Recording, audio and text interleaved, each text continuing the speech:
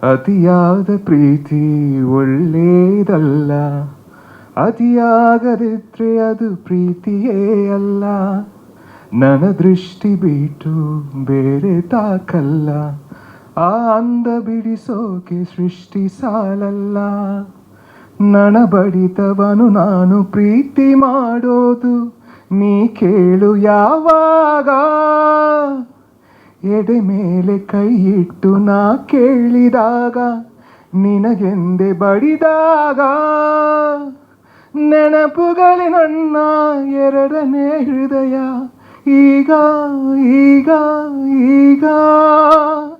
ಯಾವಾಗ ಯಾವಾಗ ನಾನಿನ್ನ ಸೇರೋದು ಯಾವಾಗ.